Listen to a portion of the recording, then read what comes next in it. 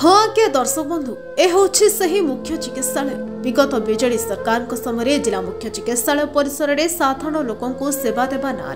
सरकार को कोटी कोटी टंका खर्च करी जिला मुख्य चिकित्सालय परिसर में ठिया करथिले सही एमसीएच कोठा आज से 5T योजना पूर्त विभाग पक्षर निर्माण होता कोठा बसी रचिबाकू मृत्युर तांडव लीला भीतर को रंग मरा जाई सिना देखा जाउछि अति सुंदर किंतु बाहर को भय छाती मरी जाउछि केतबळे भूसुड़िबो चिंतारे साधारण जनता अन्यपटे लोकंक उद्देश्य रे पांड्यान को द्वारा उद्घाटन करदेले हेले सेवा देबाकू भल डाक्तर पदवी खाली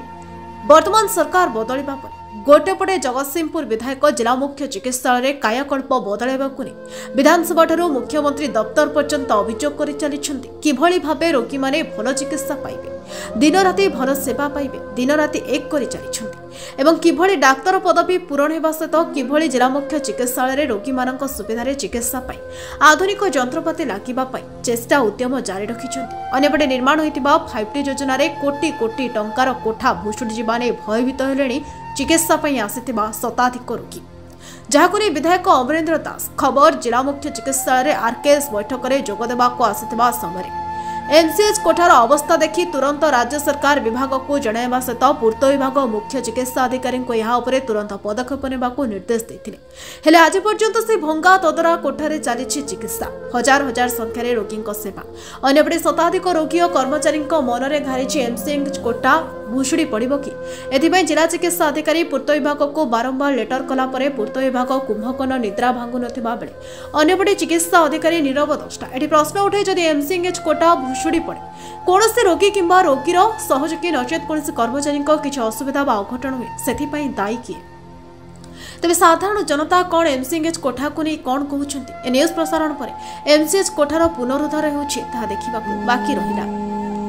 जगतसिंहपुर जिले संग्राम किशोर पट्टनायक रिपोर्ट तोफान एंटरटेनमेंट न्यूज।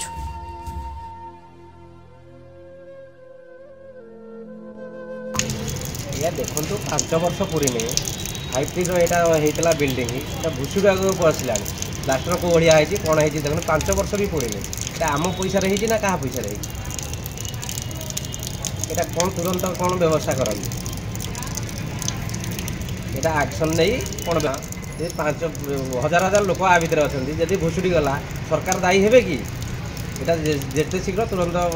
पदक्षेप नि गोटे कथा रोची जहाँकि जगतसिंहपुर जिले में लोक मानकर गोटे रही जहाँकि विश्वास रही जे विगत सरकार रे बड़ बड़ बिल्डिंग कर दे चली गले ना डॉक्टर अच्छा ना लोकों चिकित्सा आनुषंगिक सामग्री आपण शुणु से सरकार 24 वर्ष सरकार 3 लाख पदवी खाली कर दे पड़े 3 लाख युवक युवती चाकरी पाई था आम सरकार निष्पत्ति नहीं 29 मसीहा भितर 1.5 लाख पदवी पूरण करिवो यही 26 मसीहा भितर पाखापाखि 2000 डाक्तर अपॉइंटमेंट होगा जाउछन्ति टार्गेट अछि 5000 डाक्तर 126 डेंटिस्ट एवं आउ अन्य पारामेडिकल स्टाफ 5000 तेंगर मुख्यमंत्री प्रिय मुख्यमंत्री आमर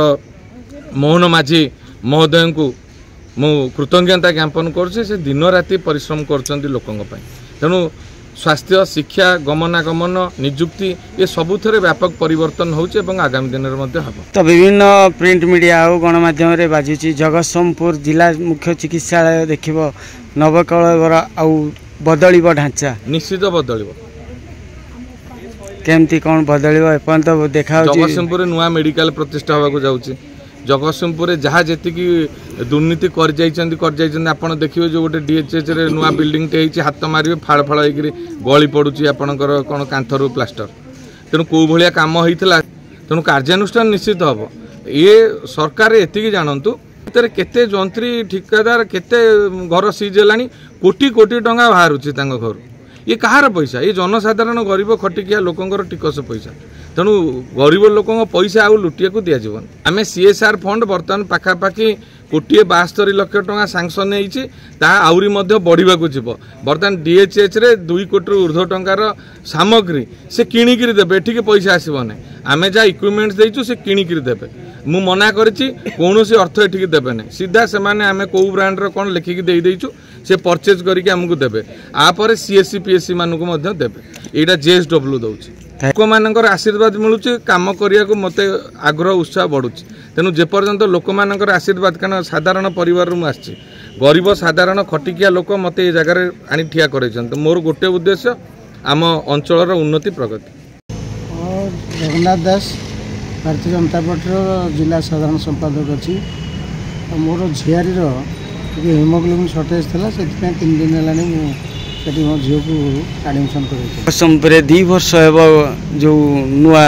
ମାତୃ ଓ ଶିଶୁ ବିଭାଗ ଯେଉଁ ଅଛି ମେଡ଼ିକାଲଟି, ବର୍ତ୍ତମାନ କାନ୍ଥ ସବୁ ଲୁଣା ଖାଇ ଗଳି ପଡ଼ିଲାଣି। ତ ଗୋଟେ ପଟରେ, ଅନ୍ୟ ପଟରେ ଦେଖିବାକୁ ଗଲେ ଡକ୍ଟର ନଥିଲେ। ବର୍ତ୍ତମାନ ଆପଣଙ୍କ ସରକାର ଆସିଲା ବେଳେ ଡକ୍ଟର ନିଯୁକ୍ତି କରିବେ ବୋଲି ପ୍ରତିଶ୍ରୁତି ଦେଇଛନ୍ତି। ତ ଏଭଳି ସ୍ତରରେ ଜଗତସିଂହପୁର ଜିଲ୍ଲା ମୁଖ୍ୟ ଚିକିତ୍ସାଳୟ କେମିତି ଚଳୁଛି, ରୋଗୀମାନେ କେମିତି ଚିକିତ୍ସା ପାଉଛନ୍ତି? ये 24 वर्षर सरकार ये नग्न चित्रटी थुआई देखु मु कौन पार्टी कहि देखु 2 वर्ष तले ये जो बिल्डिंगटा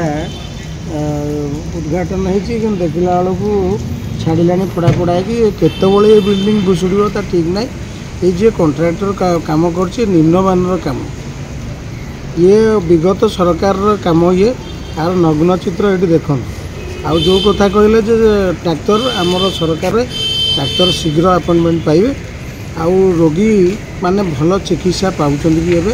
कारण ये सरकार परिवर्तन होला परे रोगी चिकित्सा ठीक बाटे चली। किंतु ये जो घर ये जो बिल्डिंगटा होती ये बिल्डिंगटा केतबले भुशुड़ो ता ठीक ना। आपको उच्चस्तरीय तदंत कर देखा जाऊ ये कौन है, आउ जो कॉन्ट्रैक्टर काम नहीं पेनाल्टी कि तो ये जो कम होता है विभागीय जंत्री घटनास्थल उपस्थित नथिले कि सी अफसर जंत्री तंत्री मंत्री सबू जाक मिली भगत थिला तांकर, से जहाँ मान काम देकर से बिल करके नहीं जाऊँ, से निम्नमानर काम करके बिल करके नौ। तो ये सरकारी अर्थ लुट करिथिबा ठिकादार और जंत्री मान कहीं वर्तमान पर्यंत कार्यानुष्ठान नि जाइनि। मु आपनक माध्यम जनाऊँगी आमर जो सरकार चली सरकार निश्चय आगे स्टेप नब। तो आप कौन कौन दाबी मो माननीय मुख्यमंत्री की यही दाबी करुच्ची आपनक माध्यम आपको उच्चस्तरीय तदंत करा जाऊ, तदंत करी से जे नहीं ठिकादार जो काम करुला प्लस ये जो जंत्री तंत्री जो मैंने भी आगे होते से कारण दर्शा नोटिस ये करा जाऊ, ये निम्नमानर काम कहीं कले आउ पेनाल्टी मिले।